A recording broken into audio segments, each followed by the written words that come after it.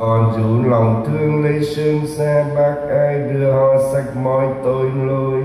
và không ngừng dẫn đưa họ về với Đức Kitô là thu lành.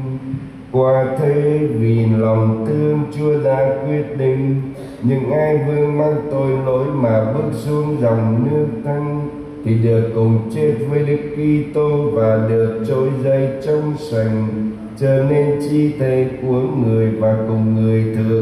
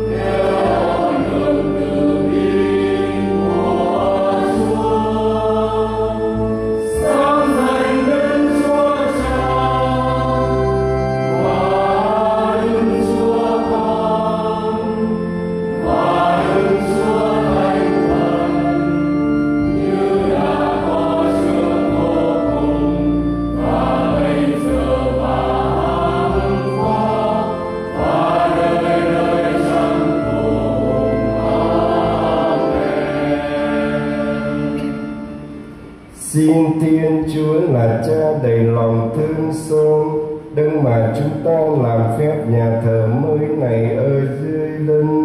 ban cho chúng ta ơn tha thứ